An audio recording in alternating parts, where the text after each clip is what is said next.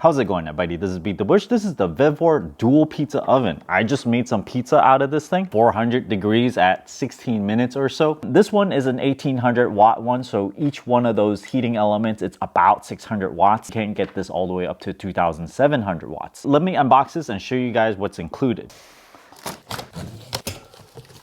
User manual. This thing is quite large. It's like an industrial piece of equipment. You gotta install your own handles. It's all filled up with foam inside. Handles right here. Pizza stones and more foam. There's some internal insulation here. I'm gonna push that away. Tighten the screws.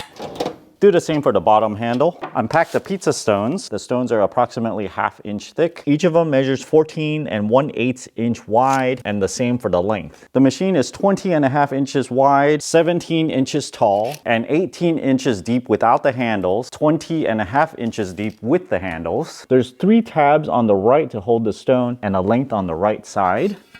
Let's put that in here.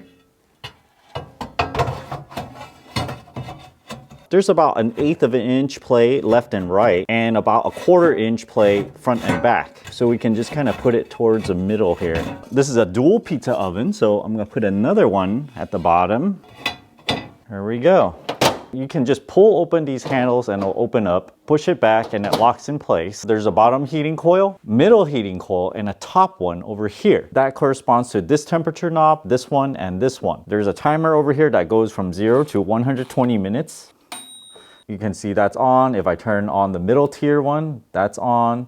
The top one, that's on right there. And then with this button, I can turn it all off at the same time. The light is independent. If you look at these knobs, it shows it in Fahrenheit, but then it's not in even numbers, 292, 482. This corresponds to 250C and also 200C. So they did the straight conversion from Celsius to Fahrenheit without changing it to round numbers. If you pull it open, this bolt here will come out of this guide and then it will open up very easily. It's then held in by these 2 bolts that swings the door open. If you come back over here, it tries to pull the door up so that it can go into that notch. This makes it so that you can just pull it out, it opens, push it in, it closes. It's just automatic. There's one single light that's for the upper and lower tier. Here's a look from the bottom. We turn on the light, and if I put this pizza stone back in, you can still see the light shining through. The light itself uses 24 watts. I'm gonna turn on the master oven switch. None of the heaters are on right now, but I will turn on one of them and it jumps up from 24 watts to around 566 watts. So just the very bottom heater is 550 watts. I'm gonna turn on another one, another roughly 560 watts. And if I turn on the last one, it tops out at around 1469 watts. Theoretically, it should be able to go up to 1800 watts if you have the proper wiring. But I'll turn on this heating element right now. We can see the hottest part of it at 167 and it's climbing.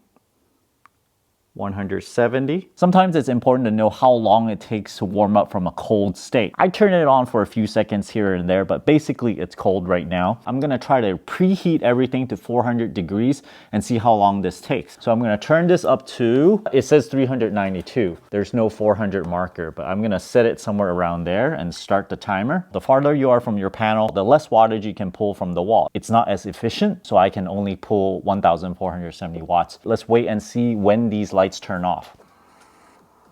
The light just turned off on the top one at 52 minutes. It makes sense because all the heat from the bottom and the middle section are rising up. If I turn this knob on the middle one, I can turn it until the light turns off, and we can check that the temperature is roughly around 300 degrees or so. And the bottom one, it's almost up to temperature of 400 degrees. So we have a little bit longer to wait before all of them reaches 400. At 60 minutes, the bottom heater turns off. From the outside, the top is 90 degrees. We're seeing some reflections because of the stainless steel. A more accurate temperature on the outside would be on this sticker here, 122 degrees. Let me check the inside real quick. 300. The center heating element turned off. It's at the correct temperature now. I'm gonna use the bottom rack because it's lit a little bit better. There we go.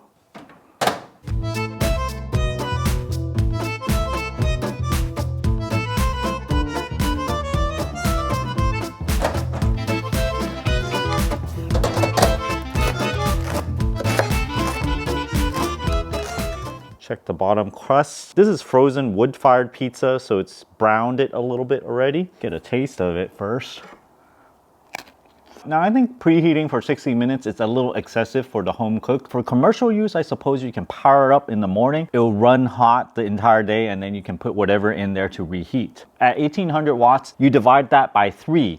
I feel like it's a little bit underpowered for 600 watts each heating coil. But the whole purpose of me reviewing these things is just to show you how it would perform in real life. If this oven looks like something you can use, check out my affiliate link down in the video description below.